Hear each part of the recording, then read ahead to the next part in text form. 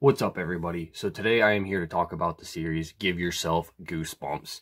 And of course, this is the choose your own adventure style of Goosebumps books.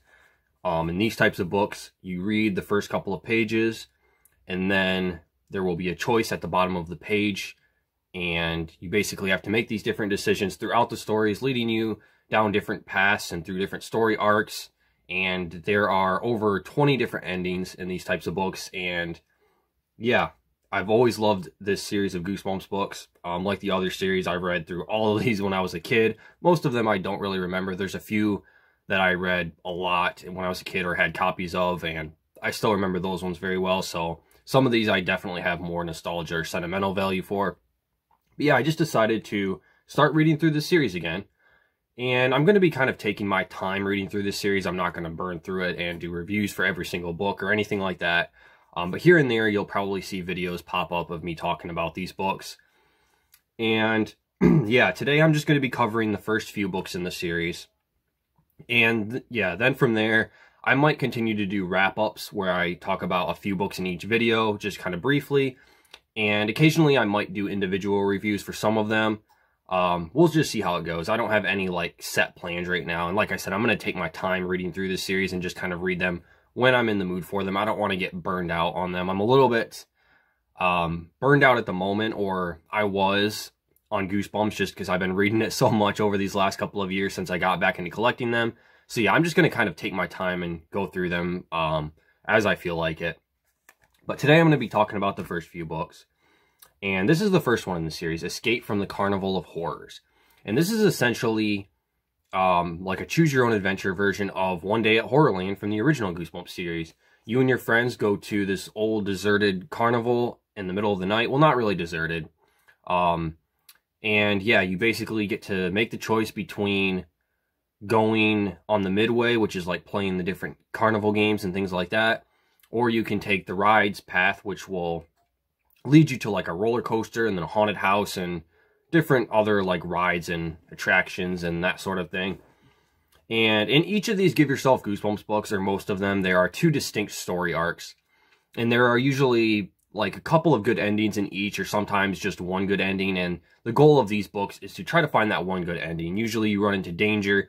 In this book, you and your friends discover that this carnival is a little bit scary. There's something fishy going on. The rides and the attractions seem a little bit too real and kind of dangerous, and you have to discover how to escape this carnival and try to survive. And most of the endings in these books are bad, where your character will die in some fashion or another, and most of the time it's played for humor, and they are pretty amusing endings, a lot of them. But some of them are surprisingly I don't want to say graphic because there's really no detail in these books. The focus of these books is on the adventure side of things, like making the different decisions and paths and kind of making you the main character. So there's really not much of a focus on the story as much, and there's very little to no detail, just the bare minimum amount of detail in these books. But some of the different ways that you as a character can die in these books is pretty surprisingly graphic. So yeah. But anyway, this first book, Escape from the Carnival Horrors, was a pretty good one. I enjoyed it. Not quite as good as I remember. There were some endings that were kind of dull, and there were also some inconsistencies with how the paths kind of intersected with one another. There's a lot of paths in these books that kind of intersect with one another. You'll go down one path, and then eventually, if you make a certain decision, it'll meet up with a path, another path that you could have gone down, and so on and so forth. And there's just a few minor inconsistencies with how they connect to the story, kind of. It's kind of hard to explain, but yeah, this one was pretty good for the most part. I give it a 3.75 out of 5 stars. And the reason I'm going to be kind of fine-tuning my ratings for these books, giving them quarter-star ratings, is whenever I'm done reading through the series, which might be a while yet, but whenever I'm done, I'm essentially going to be doing some sort of ranking, or top 20 or something like that. And so yeah, I'm trying to really fine-tune my ratings on these books as much as I can to discuss, or to try to figure out which ones I like more and that kind of thing, because there's a lot of books in this series. It's a 50-book series, And a lot of them, I already know it's going to be difficult trying to figure out which ones I like more. But yeah, I settled on a 3.75 for this one. My ratings might change a little bit for these books as I like continue to read through the series and compare it to the other books in the series and that kind of thing. But yeah, this was a pretty good one. This is a solid start to the series. I love the carnival setting. It's honestly really great. There's a lot of really creative stuff in here, and a lot of the endings are very amusing. And I actually made it to the good, or found one of the good endings. I believe there's 2 good endings in this book where you escape the carnival and survive with your friends. And I actually found one of the good endings my very first read through of this book. So yeah, I was pretty proud of myself for that. And I did kind of remember some of the stuff in here from when I was a kid. So I definitely am a little bit familiar with how these books play out and how they work and some of the decisions you need to make to like stay alive. So yeah. And how I'm reading through these books is basically I'm just reading it like normal, like the first couple playthroughs or read-throughs or however you want to say it. I'll make the choices and flip through the different pages, and then after I do that a few times, then I'll go through and just discover all of the endings. I'll like put bookmarks so I can go back and retrace my steps to previous decisions and that kind of thing, and just go through and read all the different endings. So yeah, that's kind of how I'm doing these books. But yeah, the first one, pretty solid start to the series. Not one of the best, but it was a pretty good one. Next up, the second book in the series, Tik Tok Youre Dead. Now, I actually have like a document on my laptop where I put star ratings down for each of these books when I was a kid. And apparently I didn't like this one when I was younger. I give it a 1 out of 5 stars. And upon rereading it, I can see why. It's definitely not one of the good books of the series, in my opinion. I liked it a little bit more this time around. I don't think it's just a 1-star book. I ended up giving it a 2 stars. But this one is just a little bit dull, and I think it's kind of a missed opportunity. In this one, you're basically time traveling.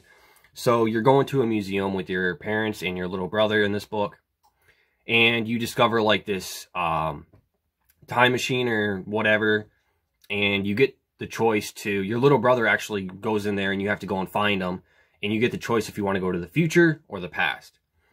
And in the future, there's actually 2 separate things. There's one where you go like just in the near future and you're like in a city, New York City, I believe. And then there's another option where you go far in the future and there's like robots and flying cars and space shuttles and all that kind of thing. And that futuristic setting was probably my favorite story arc. That one was the most fun for me and the most elaborate. And basically you're just trying to find your little brother in this, you know, strange new futuristic world and bring him back home with you. Or you can go in the past, which is the other story arc. And then in the past, you can choose to go to like medieval times or back to like the dinosaur, like prehistoric times or whatever. Yeah, in each of these story arcs, you're trying to find your brother essentially and bring him back home with you. And I don't know why. It sounds like it would be really fun and interesting, but for me, this one just didn't quite hit the mark. It just felt a little bit dull. And the past story arc going like to the prehistoric times, that story arc felt a little bit wasted. It felt like a missed opportunity. It did not go, there weren't too many different paths to explore in that timeline. Most of the story is set in the futuristic timeline, and then there is a decent chunk of it set in the medieval plot line. But like the dinosaurs, there's only like a couple different paths you can take, and then one of them actually leads back to the future. So yeah, there really wasn't a whole lot going on there. And then, yeah, I don't know. This book was just okay, I guess. I didn't hate it. I didn't love it. Like I said, I give it a 2 out of 5 stars. So yeah, it was fun, but not one of my favorites by any means. The next book in the series, number 3, Trapped in Batwing Hall. This one I remember being one of my favorites as a kid, and this was also one of the ones I read several times.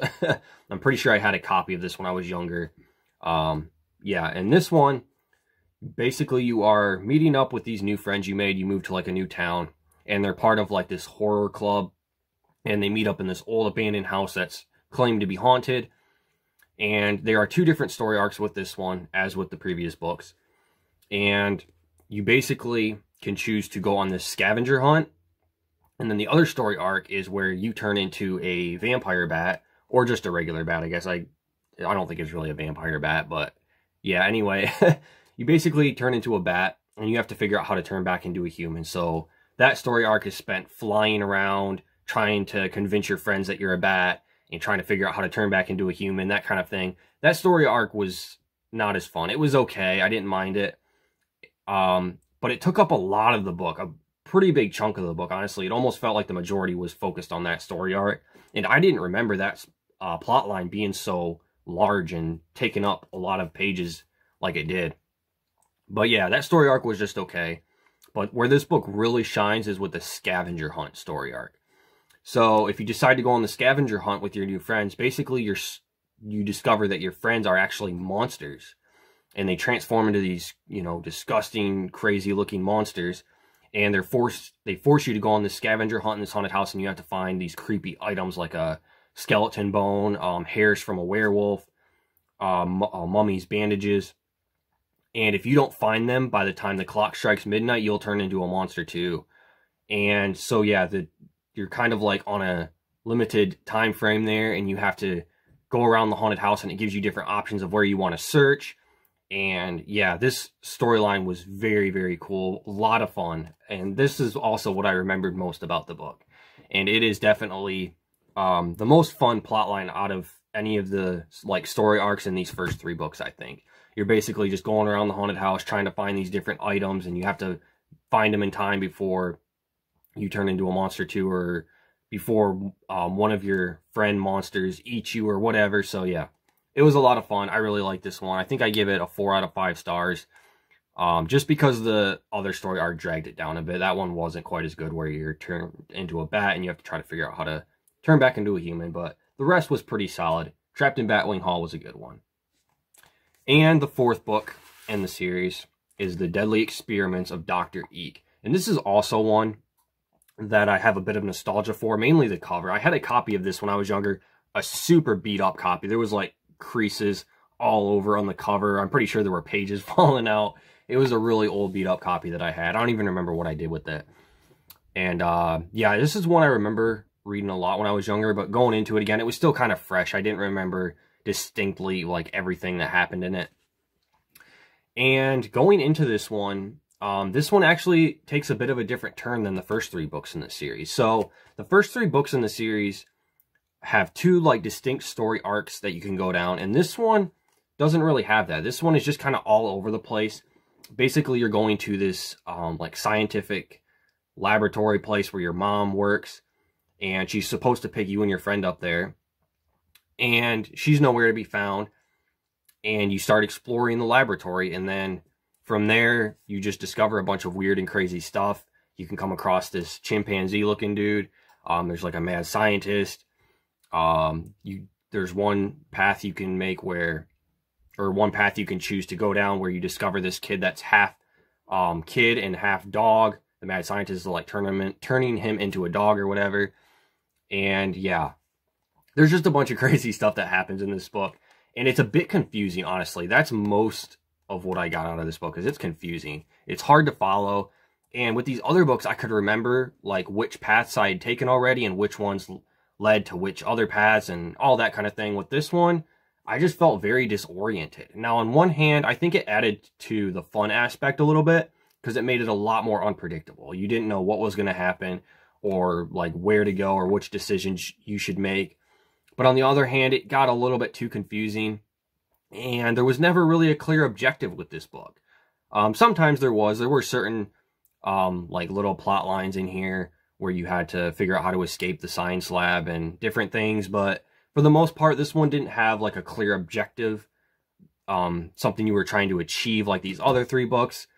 And that also kind of like detracted a little bit from the fun factor. So yeah, I don't know. This one was kind of a mixed experience. It was a little bit harder to follow. It was still fun. I'd probably give this a 3 out of 5 stars. It was decent. Not quite as good as I remember. I remembered really liking this one, but I think that was mostly just like the nostalgia I had for it. But yeah, that's book number 4 in the series, The Deadly Experiments of Dr. Eke. And that is it. I just read the first 4 so far. And actually, the 5th book in the series, Night in Werewolf Woods, I already did a review of this one back when I was doing a review of all of the werewolf-themed Goosebumps books. Not just Give Yourself, but just all of them in general. So yeah, I already did an individual review of this one and read it, so I'm not going to be reading through that one again. But yeah, that's it, guys. Let me know what you guys think of the Give Yourself Goosebumps series, or what your thoughts are. I can't wait to get into more of these and do reviews for them. And that's pretty much all I have for today, guys. So thanks for watching. Peace.